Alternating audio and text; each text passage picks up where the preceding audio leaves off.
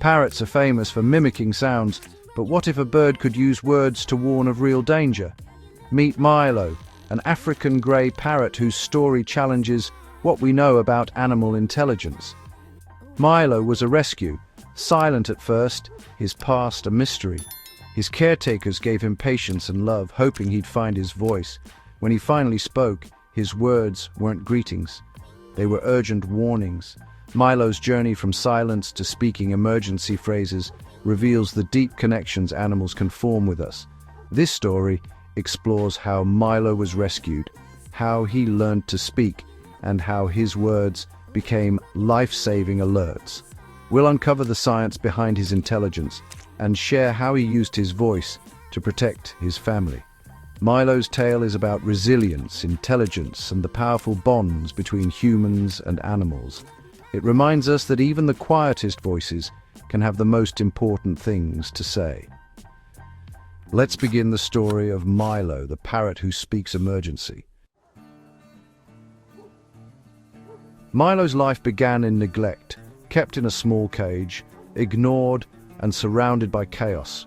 Animal rescue workers found him thin and withdrawn and brought him to a sanctuary for traumatized parrots. At first, Milo was completely silent, unusual for his chatty species. Caretakers spoke gently to him, offered treats, and included him in daily routines, but he remained locked in his own world. Healing was slow. Months passed with no sound from Milo, while other parrots chattered around him. The staff worried his trauma was permanent, but they never gave up. Gradually, Milo showed small signs of progress. Interest in toys, moving closer for food, preening his feathers. These tiny steps signaled hope. The silence felt less like fear and more like anticipation. Something was changing inside Milo. The caretaker's patience was beginning to mend his spirit. They continued to wait, believing that one day Milo's voice would return. The breakthrough was coming. Milo's journey from fear to trust was underway. Soon his silence would be broken in a way no one expected. One quiet afternoon, a caretaker heard a sudden, clear cry, "Fire! Fire!" It was Milo, breaking months of silence. His first words weren't greetings, they were alarms. The staff was stunned. Days later, Milo shouted, "Call 911!" after a loud crash. It became clear. Milo's vocabulary was all about emergencies. He wasn't just mimicking, he was repeating phrases tied to distress. The sanctuary realized Milo had absorbed the chaos of his former home. TVs blaring, alarms, shouts. Now, in safety, those memories surfaced as urgent warnings. His words were echoes of trauma, not random chatter. Any sudden noise could trigger a warning. "Get out! Get out!" The staff learned these were Milo's way of communicating anxiety and his past. His voice, once locked away, was now a window into his story. Milo's unusual speech revealed the depth of his experience. He was a survivor, not just a parrot. His emergency phrases became his language of healing. The sanctuary listened and began to understand. Milo's voice had a purpose. As Milo settled in, his vocabulary grew. 12 distinct emergency phrases, each delivered with urgency. "Fire! Fire! Call 911! Help me! Get out! Watch out! He's got a gun! I'm choking! Man down! Code red! Danger! Danger! Sound the alarm!" and "Oh no!" Remarkably, Milo used these phrases in context. When a caretaker coughed, he shouted, "I'm choking!" Sirens on TV prompted, "Call 911! Sound the alarm!" He responded to real events, not just sounds. Caretakers tested him, pretending to fall, playing fire videos, and Milo matched phrases to situations.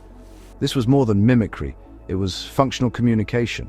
Milo's words were tools for identifying threats. His unique ability made him a local celebrity. He turned the language of fear into a way to protect his new family. Milo was no longer just a victim, he was a vigilant guardian. His vocabulary mapped his trauma, but also his survival. Did Milo truly understand his words? Unlike parrots who repeat phrases without meaning, Milo used his warnings in context. This showed a skill called contextual learning, using words as labels for real events. His learning was rooted in emotion. The phrases were tied to high-stress moments. Like a child learning dog by seeing the family pet, Milo learned fire with images of flames and call 911 with sirens. Emotional experiences cemented these associations. That's why he didn't say pretty bird, only phrases linked to distress.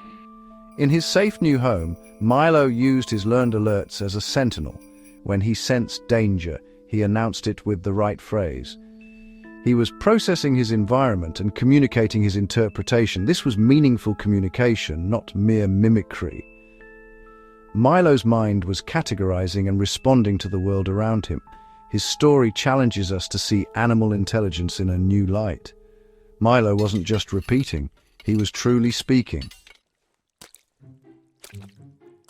Why are African greys like Milo so remarkable? Science once dismissed bird brains, but research now shows parrots have complex, specialized brains.